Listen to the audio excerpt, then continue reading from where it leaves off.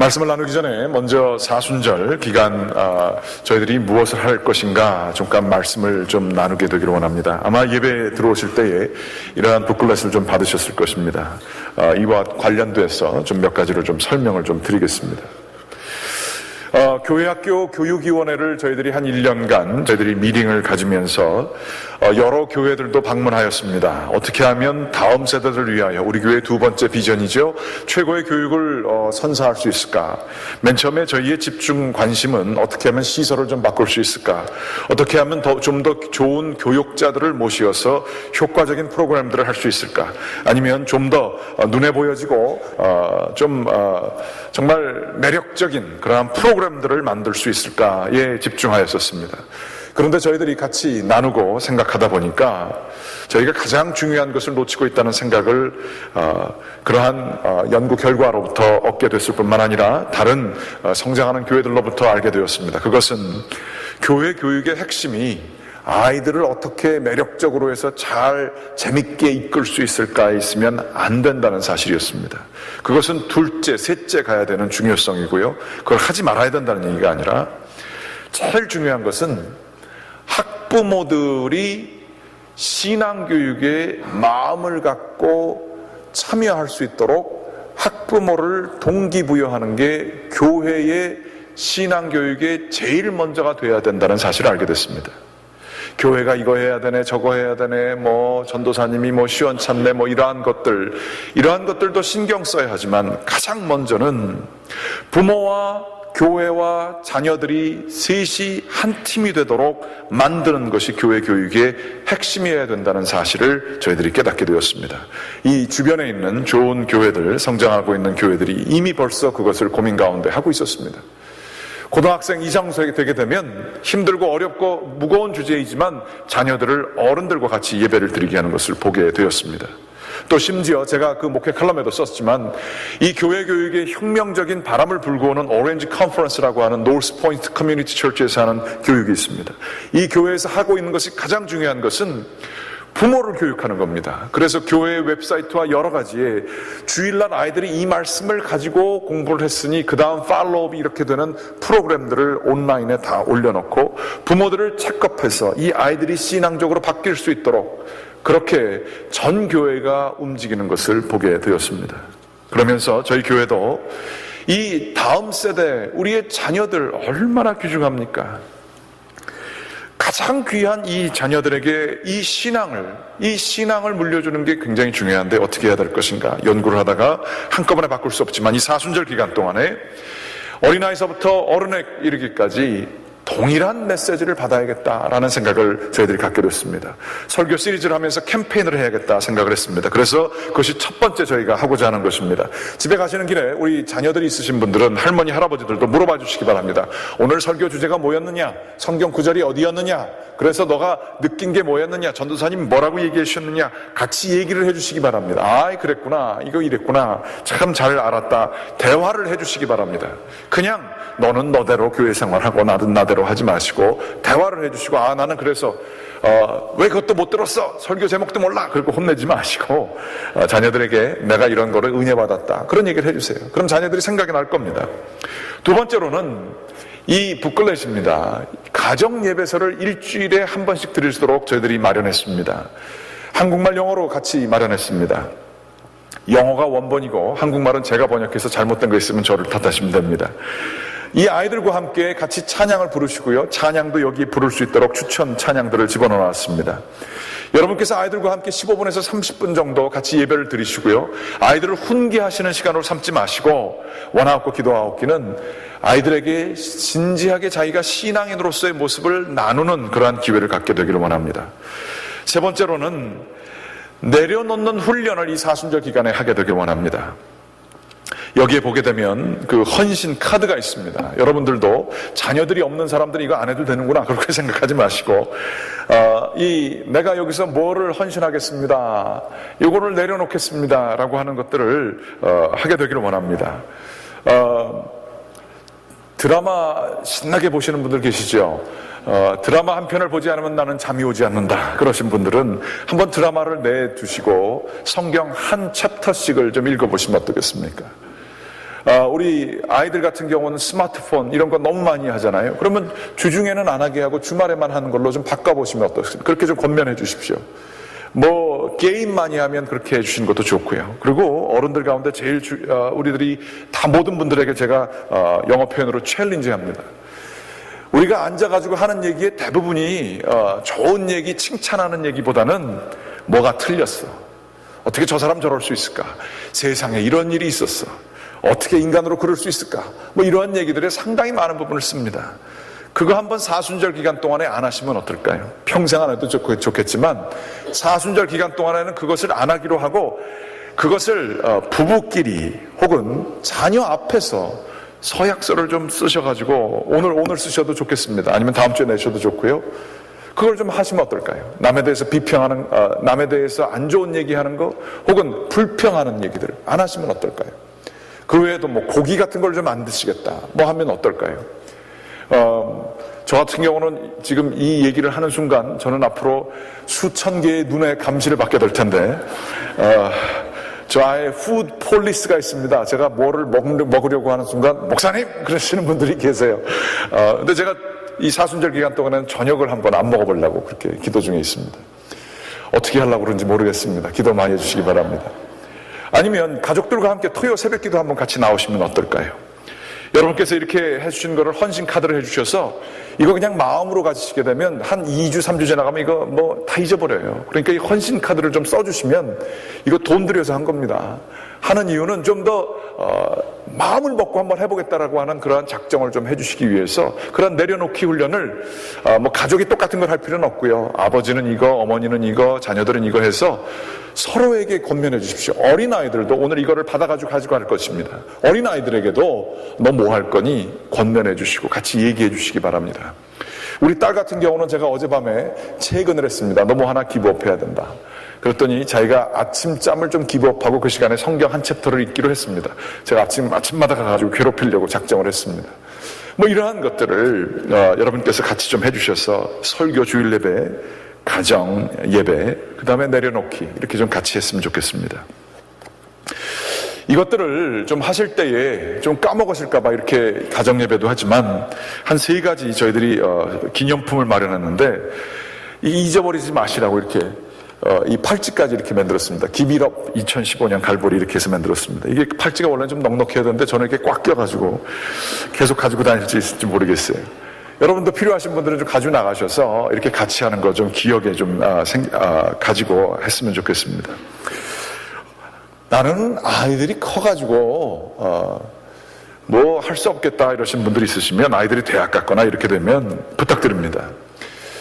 나는 사순절 기간에 전화를 하셔가지고 뭐 이런저런 얘기하시다가 좀 은밀하게 얘기하세요. 난 사순절 기간에 이런 거를 하기로 했다. 너는 뭐 하기로 했니? 한번 물어봐 주세요. 그러면 바쁜데 무슨 뭐 대학 공부해야 되는데 사순절입니까? 그러면 야, 하나님 앞에서 그런 거 좀 해야 되지 않겠느냐? 점잖게 한번 초청해 주세요. 잔소리 하지 마세요. 너 이거 해야 돼. 안 그러면 너 실망할 거야. 뭐 이러지 마시고 점잖게 한번 초청해 주시고 한두 번 더 초청해 주세요. 요즘에 사순절 잘 지키고 있냐? 한번 생각해 보십시오. 지금 이슬람 사람들은 라마단을 지킨다 그럴 때 뭐 종교 지도자, 뭐 장로님들 뭐 이런 사람들만 하는 게 아닙니다. 전 이슬람이 라마단 기간 동안에는 낮 시간에는 밥을 안 먹어요. 라마단 금식해요. 이슬람이 주는 메시지가 맞습니까? 사람 목 자르고 이렇게 아주 여성 억압하고 이렇게 잘못된 이 길로 가는 그러한 세력이 얼마나 지금 세상을 위협하고 있는지 몰라요. 이슬람 자체가 나쁘다는 거 아닙니다. 거기에도 좋은 것이 있겠죠. 하지만 우리 기독교인들은 너무 사순절을 경시합니다. 깨어나십시오. 주이시들은 2%, 0.몇 %밖에 되지 않는데 학교를 문 닫게 합니다. 한국 사람 기독교인만이라도 정신을 차리고 사순절을 잘 지킨다고 한다면 세상에 대한 선포가 될 것입니다. 세상에 끌려다니는 신앙인들 되면 그게 무슨 소용이 있겠습니까? 다른 종교들은 이렇게 하는데 진정한 절대 진리를 가지고 있는 종교를 믿는 저희들이 얼마나 헌신이 약한지 모르겠어요. 제가 흥분하면 안 되는데 설교도 아닌데 이거 달고 다니십시오. 가정에서 하십시오. 금식 좀 한번 해보십시오. 나는 그럼 못해. 그냥 난 예수님만 마음으로 잘 믿어. 몸으로 좀 보여주십시오. 거룩하게 한번 지켜보십시오. 이슬람 사람들처럼 한번 해보십시오. 그렇게 하면서 그것도 못하면서 목 잘려 나가면서도 아무것도 못하는 영적으로 무력한 가운데 빠지지 마십시오. 세상 비판만 하지 마십시오. 교회 비판만 하지 마십시오. 여러분이 교회가 되십시오. 간절한 마음으로 드립니다. 여러분이 정말로 교회가 되십시오. 그래야 세상에 참된 복음을 전할 수 있는 겁니다. 남들 욕만 하지 마십시오. 한국에 있는 교회 욕하지 마십시오. 뭐 교회들이 이거 못하네 말하는 거 그걸로 끝나지 마십시오. 여러분이 교회가 되십시오. 제가 이거 설교가 아닌데 이렇게 그냥 흥분해가지고 죄송합니다. 마음이 있어서 그래요. 아이들에게도 혼만 내지 마십시오. 신앙으로 절대적으로 하나님 앞에서 서 있는 부모의 모습을 보여주십시오. 그 아이들이 지켜봅니다. 그리고 평생 그것을 기억하고 그들의 삶의 위험한 순간마다 부모님이 그 위기 상황에서 부모님이 그들의 일상을 살 때에 어떻게 살아왔는지, 편한 게 좋고 게으른 게 좋고 쉬운 게 좋고 돈이 최고고, 돈이라고 하면 눈이 벌떡 떼서 일어나지만 하나님 말씀이라 그러면 뭐 생각날 때 가고, 자녀들이 다 지켜봅니다. 절대 진리를 지키고 있는 수도자로서의 부모님의 모습을 가지게 될 때에 그들의 삶 속에 혼내는 한마디의 잔소리보다 부모님의 그 삶을 자녀들이 보고 깨우칠 겁니다. 대충 믿는 신앙인들 가지고 자녀들이 신앙 잘 믿을 거 기대하는 거 욕심이고 말도 안 되는 일입니다. 자녀들을 정말로 사랑하면 하나님 앞에서 살게 되는 것이 좋으신 거를 정말 여러분이 아시면 그대로 한번 해보십시오. 사순절 기간 그렇게 지키게 되기를 간절히 기원합니다. 이제 마침 기도하고 끝내야 될 것 같은데 설교를 시작해야 될 것 같습니다. 그렇게 해서 사순절 같이 하게 되기를 원하고요. 오늘 말씀 같이 나누겠습니다. 오늘은 첫 번째로 통제를 내려놓기, 이 말씀을 같이 나누고자 합니다. 고등종교라고 하는 모든 종교는 자기 자신이 원하는 것을 이루려고 하는 기복성을 가지는 것이 아니라 자신을 내려놓더라도 더 큰 순리에 따라 혹은 자연의 원리에 따라 초월자에 따라 사는 것을 이야기하는 것이 고등종교입니다. 동양적 영성, 불교와 도교 같은 경우도 이 내려놓음이라고 하는 것은 오히려 더 기독교인들보다 잘하는 것이 아닌가 싶습니다.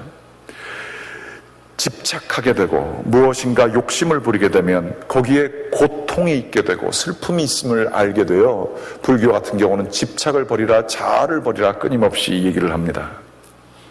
도교 같은 경우도 인위적으로 하게 되는 것들은 모두 다 무리가 있으니 무위, 자연의 그 원리에 따라 몸을 실어서 가야 된다고 이야기를 합니다. 한국 사람들의 집단 영성, 우리의 무의식 가운데에는 이러한 언어들이 있습니다. 그래서 우리는 내려놓는다는 것이 무엇인지 참 잘 압니다. 이러한 한국 사람들의 정서 가운데에 최근 이 현대의 욕심으로 가득 찬 이 자본주의 물결이 한국 사회를 다 휩쓸고 있을 때에, 최근에 통계를 보게 될 때에 불교가 넘버원, 그 다음 바로 밑에 1% 차이로 천주교가 넘버2, 개신교는 그거에 반절도 못하는 무신론자에게 아니면 불신자들에게 가장 비호감적인 종교가 돼 있다고 합니다. 이유가 뭘까요? 개인적인 야망을 추구하는 주시옵소서, 욕심을 채우는 이 내려놓지 못하는 욕심꾸러기 기독교인들의 모습을 사람들이 보고 있는 것입니다. 자기가 좀 잘못했으면 내려놓을 줄 알고 뻔뻔하게 계속 그 자리에 있는 게 아니라 죄송합니다를 좀 얘기할 수 있는 사람들이 나타나야 되는데 기독교인들의 지도자들이 그런 모습을 보여주고 있는 것이죠. 헌금 내라고 하는 것 이해는 하겠는데 헌금을 가지고 화려한 것, 큰 것들만 추구하는 모습이 마음에 안 들게 되어서 심지어 불신자만이 아니라 기독교인들도 불편한 마음을 갖게 되는 것도 사실입니다. 욕심으로 가득한, 자기 합리화로 가득한 그러한 우리 기독교의 모습, 개신교의 모습, 이것들이 이 내려놓음과 상당히 대비되는 그러한 모습을 보여주고 있고, 그래서 가장 비호감적인 그러한 종교가 된 것이 아닌가 싶습니다. 그런데 개신교 안에뿐만이 아니라 이 성서 안에 자기 비움의 영성은 핵심 중에 핵심입니다. 산상수훈의 메시지가 이쪽 뺨을 때리면 저쪽 뺨을 내어주게 되고, 속옷을 그냥 내어주는 정도가 아니라 겉옷까지도 내어주고, 오리를 가자고 하면 십리를 가는 이 자기 부인은 바로 십자가라고 하는 기독교의 핵심 논리, 핵심 메시지가 바로 자기의 철저한 그러한 부인인 것입니다. 자기 비움 정도가 아니라, 내려놓는 정도가 아니라 철저한 자기 부인이 바로 우리들의 메시지가 되는 것이지요. 법륜 스님이라고 요즘에 스님들도 우리 목사님들 따라서 부흥회를 다니십니다. 성가대가 있으니까 찬불 성가대가 생기질 않는가, 주일마다 분들도 많이 해서 이렇게 하는데요. 법륜 스님이 미국에 와셔서 일문일답을 하는 한국에서 그런 일문일답하는 일이 있었답니다. 내려놓는 게 뭡니까? 욕심 내려놓는 게 뭡니까? 아주 지혜로운 말씀을 해주셨어요. 뜨거운 숯을 손 안에 붙들고 있으면 어떻게 할 것인가? 두 가지가 있다는 거예요. 그것을 들고 있다가 손이 타든가, 둘째는 내려놓든가라는 것이죠.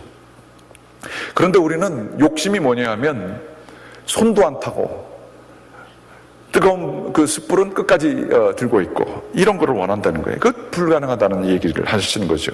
그러면서 그 가운데 좀 머리를 쓴다고 하는 사람은 한 손은 내려놓고 잡고 있다가 다른 한 손은 붙잡고, 그러면서 지혜를 쓴다고 하는 것이죠. 그러나 그것도 역시 방법이 되지 않는다는 것입니다. 그러면서 내려놓아야 된다는 얘기를 합니다. 참 지혜로운 말씀이셨습니다. 그분의 말꼬리를 잡으려고 하는 것도 아니고, 불교를 제가 한꺼번에 쉽게 비판하려고 하는 마음도 아닙니다. 그렇지만 이 내려놓는 것이 내 욕심이면 괜찮겠지만, 이 내려놓아야만 하는 것이 내 사랑하는 사람의 운명이라고 한다면 어떻게 하겠습니까? 혹은 이 내려놓아야만 하는 것이 정말로 많은 사람들이 고통 가운데 있어서 그것을 잘하려고 하는 그러한 열망이었다고 한다면 그것도 내려놔야 하는 것입니까? 사랑은 책임 아니겠습니까? 사랑까지도 내려놔야 됩니까? 사랑에 집착하는 요소도 있지만 진정한 사랑은 정말 사랑하기 때문에 그것을 손이 타더라도, 내가 희생당하더라도 붙들고 있는 것, 그거 진정한 사랑 아니겠습니까? 실제로 기독교 국가가 가는 곳곳마다 가난이 물리쳐지는 것을 볼 수 있습니다. 기독교 국가가 가는 곳마다 참된 정의를 추구하는 것들을 볼 수 있습니다. 그러나 불교 국가가 성행하는 곳곳마다 가난을 그냥 사람들이 지켜보고 있어요. 사람 죽는 것을 지켜보고 있어요. 그래서 소수의 집권자들만이 재산을 갖게 되는 그런 일들이 많이 있습니다. 욕망을 내려놓는 것은 맞지만 희망까지 내려놓는 거 아니겠습니까? 진정으로 저는 이 질문들을 불교에 대해서 갖게 됩니다. 한번 나중에 스님을 만날 기회가 있으면 제가 물어보려고 합니다. 그런데 우리 기독교인들은 우리의 이해가, 내려놓는다는 이해가 훨씬 더 깊은 곳으로 가 있는 것을 볼 수 있습니다. 내 욕심 정도 내려놓는 그 정도가 아니라 그 욕심 자체가 생기게 된 원인에 대한 파악이 한 차원 더 깊은 것이지요. 어린아이들은 이 성경 말씀을 봅니다만, 오늘은 보지 않았습니다만, 창세기에 나타난 사탄이 여자를 간교한 목소리로 꼬신 것이 바로 그런 것입니다. 하나님께서는 동산 있는 것들을 다 먹어도 좋다라고 얘기를 하셨습니다. 그러나 선악과는 안 된다, 뒤에 경고를 주셨습니다. 그런데 사탄이 나타나서 이 여인을 속이게 된 것은, 하나님이 참으로 너희 동산 모든 나무의 열매를 먹지 말라고, 모든 나무의 열매를 먹지 말라고, 하나님께서 그런 얘기 하신 적 없는데 완전한 부정적인 생각을 그 가운데 허락하는 거예요. 그래서 갑자기 이 여인은 이 사탄의 간교한 그 괴계에 의해서 하나님과 사탄 사이에 자기가 중간자로 놓여지게 된 것입니다. 그러면서 하나님을 변호한다고 하면서 자기의 마음이 들어갑니다. 자기의 욕심을 반영하는 얘기가 나옵니다. 하나님께서는 선악과가 어디 있다고 얘기하지도 않고 꼭 중앙에 있다고도 얘기하시지 않으셨습니다. 그러나 이 여인은 동산 중앙에 있다고 그랬습니다. 왜 그게 가장 중앙에 있는 문제처럼 보여졌을까요? 마치 우리들이 그랬듯이 다른 거 다 좋은데 불평한 거 하나만 있으면, 9개가 좋지만 하나가 틀려 있으면 우리는 그 하나에 목숨 겁니다. 마치 그것처럼 이 하나의 문제, 이게 최고의 중앙에 있는 문제가 돼버린 것이죠. 그리고 하나님께서는 먹지 말라고만 얘기하셨지만 만지지도 말라는 얘기는 안 하셨습니다. 근데 이 여인이 만지지도 말라는 얘기를 거기에 집어넣습니다. 왜 그렇습니까? 강력한 부정은 긍정이라고 하지요. 그것을 만지고 싶었었기 때문에, 먹고 싶었었기 때문에 그런 것입니다. 하지 말라고 하는 그 부분, 내 마음대로 안 되는 그 부분을 컨트롤하고 싶은 마음이 이 여인에게 있었던 거예요. 그 욕심이 있었던 거예요. 그래서 결국에는 그 사탄의 아주 한 방울 어두운 그 물방울이 떨어져서 그 여인의 마음을 흔들고 그 여인이 더 갖고 싶고 더 통제하고 싶고 자기 마음대로 하고 싶은 것들, 이것이 이 언어에서 드러나게 돼서 하나님으로부터 멀어지게 되고 그 사탄, 초월적인 존재, 그 여인의 욕심으로 끝나는 것이 아니라 그 욕심을 흔들었던 그 배후의 초월적이고 영적인 그러한 세력에 넘어가게 된 것입니다. 성경은 이렇게 얘기합니다. 우리가 욕심 가운데서 서로가 서로를 해치고 집착하고 고통 가운데 지내게 되는 그 이유는 우리를 불순종하게 하는 영들이 배후에 있다는 얘기예요.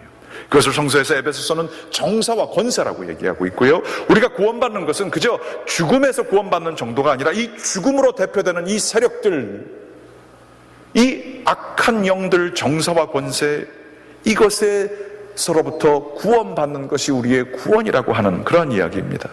죽어서 영생하는 것이 구원, 그것의 아주 단편적인 의미이고요. 이 세상을 지배하고 있는 이 악한 세력, 죄의 세력들, 거기에 우리가 빠져들어가게 되는 것이죠. 우리의 욕심 때문에 거기로부터 구원받는 것이 참된 구원이라 하는 것입니다.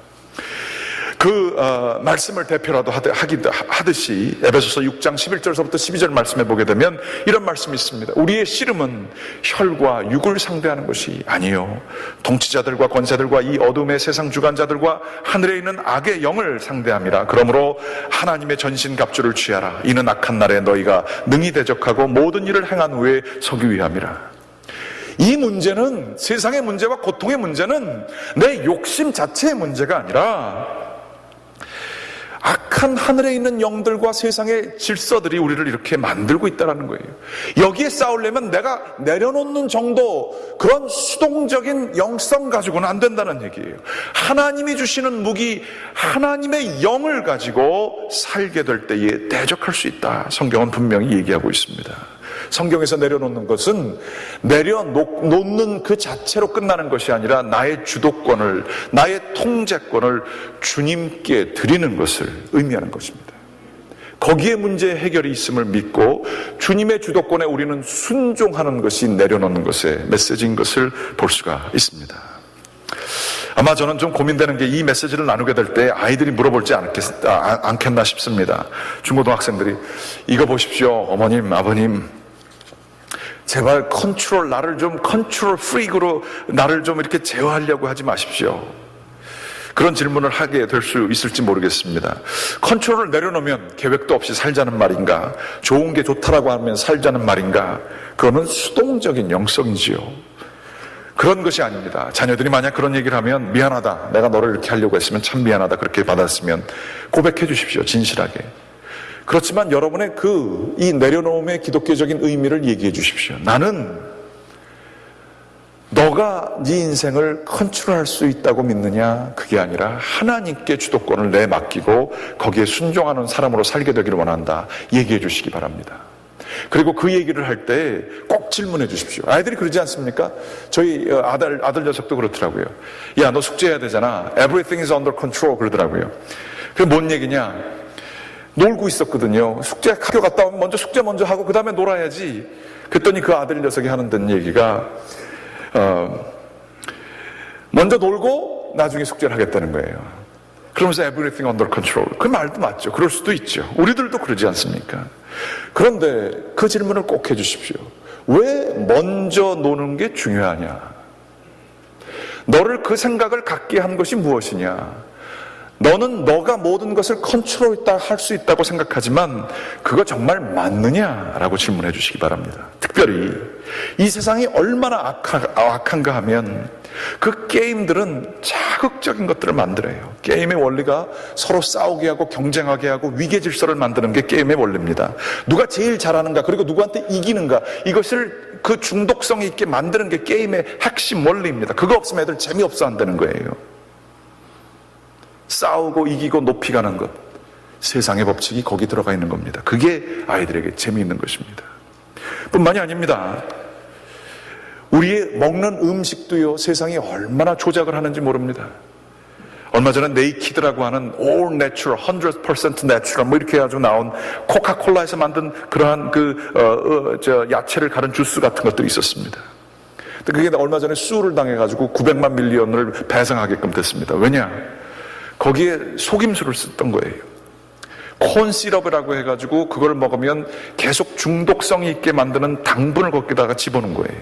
전혀 과일만 간 게 아니라 그걸 집어넣은 거예요. 과일 주스를 내추럴하다 그러면서 중독성이 있게 거기다가 설탕을 집어넣는 세상이 이 세상입니다. 광고의 논리도 그렇고 백화점이 배열하는 것도 그렇고요. 우리의 욕구를 자극합니다. 욕심을 자극합니다. 끊임없이 새 거를 원하고 끊임없이 다른 것들을 원하게 하는 욕심을 자극하는 이 세상에 우리는 컨트롤을 받고 있고요. 우리는 그것들을 더 갖는 것이 내가 원하는 것이라고 생각하고 있지만 그게 과연 나인지를 물어봐야 합니다. 내가 정말로 컨트롤하고 있는가? 이 세상은 우리를 컨트롤하고 있지 우리가 세상을 컨트롤하는 법은 없습니다. 그러므로 그 어느 때보다도 우리는 이미 컨트롤 당하고 있기 때문에 하나님께 순종하여 우리의 주도권을 주지 않으면 참된 자유가 없음을 우리의 자녀들에게 또 우리 자신에게 꼭 말씀해 주시기 바랍니다. 내 자존심을 지키려 하고 내가 더 가지려고 하고 내 안정을 취하려고 하고 내 욕심을 구하고자 하고 내 이 모든 것들을 높은 곳에 두려고 하는 이 모든 마음 자체가 우리를 불순종하게 하는 하나님으로부터 멀게 하는 영들의 우리 가운데서 역사하는 결과물들을 우리가 깨달아야 할 것입니다. 그러면 우리들이 어떻게 해야 하겠습니까? 오늘 마태복음 4장 10절 말씀에 보게 되면 예수님은 이 사탄의 세력에 의해서 가장 육신적으로 연약할 때에 그리고 이제 막 사역을 시작할 때에 예수님은 사명을 가지고 오셨죠. 모든 이 땅의 백성들이 하나님을 경배하고 예배하는 것, 그리고 이 땅의 백성들이 가난 속에서 굶주리고 어려운 가운데 있는 것들, 그리고 예수님을 알아보지 못하고 그분이 하나님의 아들이신 것을 깨닫지 못하는 이 상황 속에 예수님은 하나님의 뜻을 가지고 그것을 이루시기 위해서 오셨단 말이에요. 그런데 사탄은 예수님의 그 열망을 아시고 그 거룩한 열망을 하시고 그 욕심을 자극하는 겁니다. 마치 하와에게 그 속을 속였던 것처럼 사탄은 나타나서 예수님을 속이려고 하는 거예요. 나에게 무릎만 한번 꿇으면, 나에게 같이 한번 동원만 하면 이 가난한 사람들 당신이 5,000명 나중에 먹이시잖아요. 그것처럼 내가 이 돌들을 빵 되게 만들어주겠다. 또 내가 당신의 이름을 모든 사람들이 성전 꼭대기에서 떨어지면 당신의 이름을 알게 해주겠다. 내가 모든 사람들이 당신을 예배하게 해주겠다.